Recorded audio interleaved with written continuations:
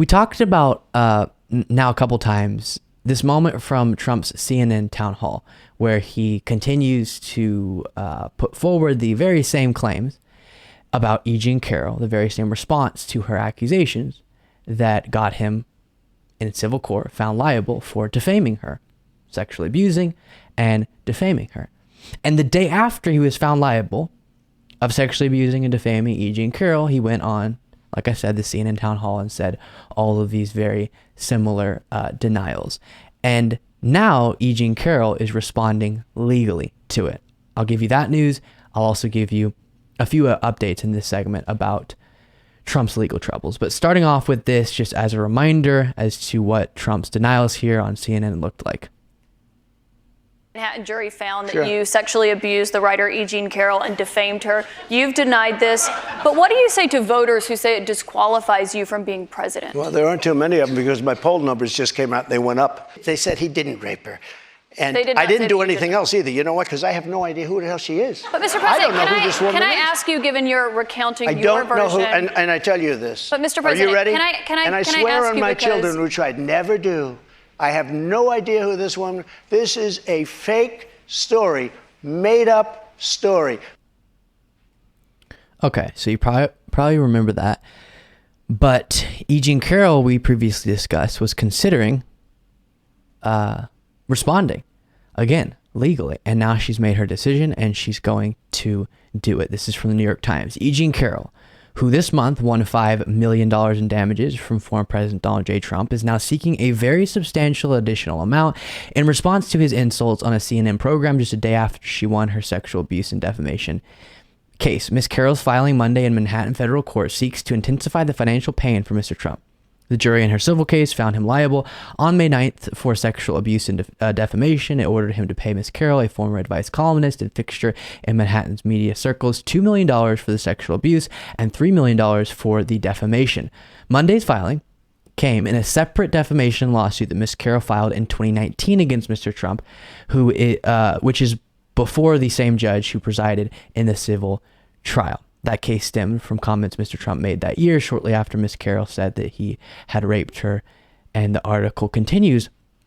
But what's going on here is she had sued him in 2019, as it noted. So this is a separate case than the one that we just saw her win. And she's amending that. She's adding to that these claims from him and is going to seek, because of it, a larger financial penalty for Trump. Very interesting, totally justified. The day after he's found liable of defaming her, he goes on national television and perpetuates those same talking points. Absolutely. She should respond as she is.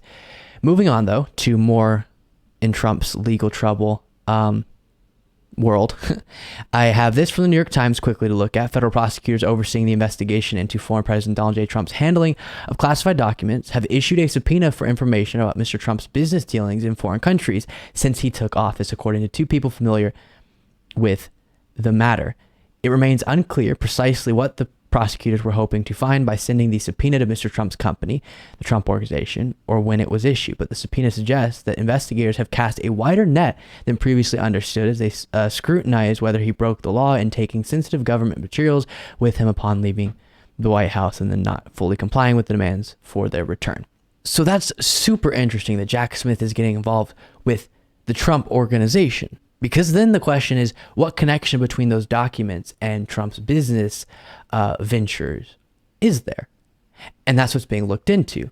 And was Trump leveraging the information in these documents for some purpose that would benefit him in terms of his business? And that is what's being looked into. And the term I've seen used responding to this news is, it's clear Jack Smith is leaving no rock unturned, which I think is good to see. We continue with more news on Trump's legal trouble. Special counsel Jack Smith has all but finished obtaining testimony and other evidence in his criminal investigation into whether former President Donald Trump mishandled classified documents at his Mar-a-Lago resort, according to people familiar with the matter. And the title for this piece was Special Counsel is Wrapping Up Trump Mar-a-Lago Probe.